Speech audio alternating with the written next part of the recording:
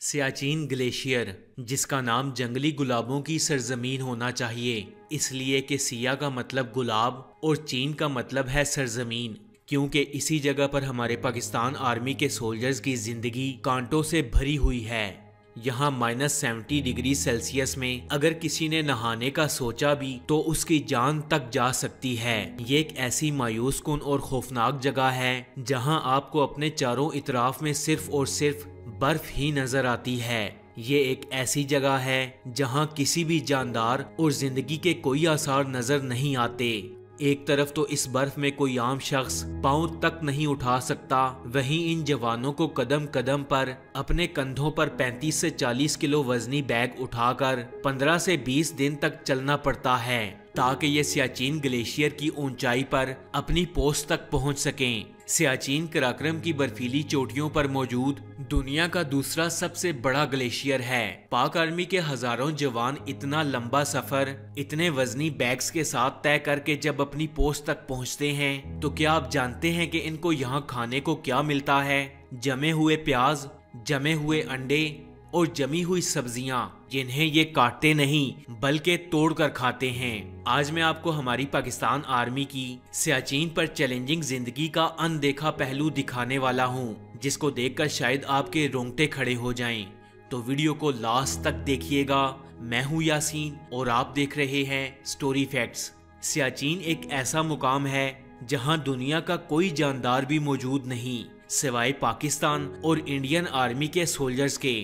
दूर दूर तक फैले बर्फीले पहाड़, टेम्परेचर -70 डिग्री सेल्सियस, जहां सांस लेना भी इंतहाई दुश्वार है, लेकिन फिर भी एक सोल्जर खाकी वर्दी, सफेद जैकेट और सर पर पाकिस्तानी फ्लैग वाली टोपी पहने 24 घंटे अपने मुल्क की हिफाजत के लिए इस खतरनाक मौसम से लड़ रहा होता है। अपने मुल्क से मोहब्बत करने के अलावा इनके पास क्या होता है जो इनको इतनी मुश्किलात सहने की हिम्मत देता है? और फिर दिल में ये सवालात भी उठते हैं कि आखिर कैसी होती होगी इनकी जिंदगी इन वीरान पहाड़ों के दरमियान, जहां भारतीय दुश्मन हर वक्त घात लगाए बैठे रहते हैं। आखिर कैसा गुजरता है इन जवानों का दिन इस सियाचिन बॉर्डर पर और किस तरह की ट्रेनिंग दी जाती है इनको? सियाचिन दुनिया का एक खतरनाक तरीन ऐसा बॉर्डर है जहां सोल्जर्स गोलियों से नहीं बल्कि ऑक्सीजन की कमी से मर जाते हैं। जैसा कि मैंने आपको पहले बताया कि ये दुनिया का सबसे ऊंचा बॉर्डर है और यहाँ सांस लेना इंतहाई दुश्वार होता है, लेकिन फिर भी ये जवान हाथों में बंदूक उठाए किसी भी हमले का जवाब देने के लिए तैयार रहते हैं। अब आप ये सोच रहे होंगे कि ये जगह जिंदगी गुजारने के लिए इंतहाई मुश्किल है,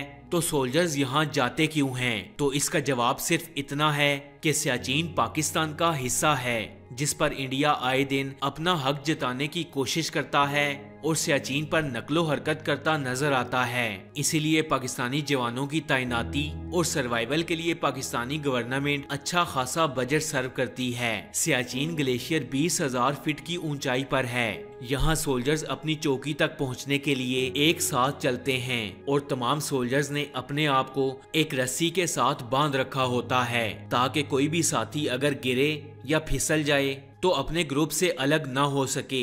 यहाँ बर्फ धंसने का खतरा ज्यादा रहता है, इसीलिए ये सोल्जर्स रात को अपना सफर तय करते हैं। इस तरह मुश्किलों और परेशानियों को शिकस्त देते हुए ये सोल्जर्स अपनी चौकियों तक पहुँच जाते हैं, लेकिन अपनी चौकी तक पहुँच जाने का हरगिज ये मतलब नहीं कि इनकी मुसीबतें खत्म हो गईं, बल्कि असल मुश्किलात तो इसके बाद शुरू होती हैं, जिनमें सबसे बड़ी मुश्किल होती है अपने आप को जिंदा रखने के लिए खाना खाना। और यहाँ इन सोल्जर्स के पास खाने के लिए जो खुराक होती है वो सर्दी के बायस बर्फ बन जाती है और इन जमी हुई सब्जियों को पकाने के लिए इन्हें 7 से 8 घंटे का वक्त दरकार होता है। इसीलिए ये सोल्जर्स ज्यादातर ड्राई फ्रूट्स का इस्तेमाल करते हैं, क्योंकि ड्राई फ्रूट्स कभी भी जमते नहीं। ये सोल्जर्स अपनी प्यास बुझाने के लिए इसी बर्फ को पिघलाते हैं और फिर यही पानी पीने के लिए इस्तेमाल करते हैं। फ्रेंड्स, सियाचिन में सबसे बड़ा मसला बॉडी पार्ट्स के जम जाने का है। अगर किसी भी सोल्जर के जिस्म का कोई भी हिस्सा जम जाए तो उसे वापस ठीक करना नामुमकिन होता है और इसे फ्रॉस्ट बाइट कहा जाता है। जवानों के लिए जो सबसे बड़ा खतरा होता है वो यही फ्रॉस्ट बाइट ही होता है। इसीलिए इन्हें ऐसे कपड़े दिए जाते हैं जिनकी मदद से ऐसी मुश्किलात से बचा जा सके। यहाँ जवानों के बेहोश होने का मसला काफी ज्यादा होता है। जो सोल्जर्स इन चौकियों पर ज्यादा वक्त गुजारते हैं उनमें बॉडी का वजन कम हो जाना, भूख की कमी, नींद का ना आना और यादाश्त के खोने की शिकायत सबसे ज्यादा देखने को मिलती है। अब आप सोचिए कि इन मुश्किलात के बाद एक सोल्जर कैसे हाथ में बंदूक पकड़े दुश्मन की तरफ से आने वाली गोली का मुकाबला करने को तैयार रहता है। और हाँ, एक बात जो सबसे ज्यादा अहम है वो ये कि इन सोल्जर्स की सबसे बड़ी मुश्किल होती है तन्हाई, जिसकी वजह से इन सोल्जर्स की जहनी हालत भी खराब होना शुरू हो जाती है। इस बात का अंदाजा आप इस बात से लगाएं कि BBC उर्दू को एक पाकिस्तानी सोल्जर अब्दुल शकूर ने इंटरव्यू देते हुए बताया कि उसने 3 महीने सियाचिन पर गुजारे और इसे यहाँ सबसे ज्यादा तकलीफ तन्हाई से हुई। इसने बताया कि 20,000 फीट की बुलंदी पर मौजूद चौकी में मेरे साथ 8 साथी और भी मौजूद थे।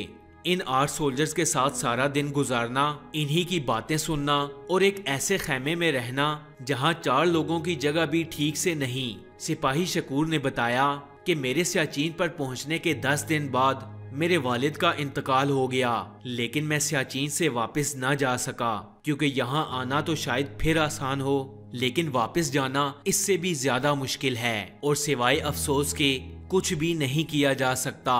बर्फ से लदे इन खौफनाक पहाड़ों के दरमियान इस तन्हाई में फौजी वक्त कैसे सर्व करते हैं, यही सबसे बड़ा सवाल होता है कि एक फौजी दिन कैसे काटे।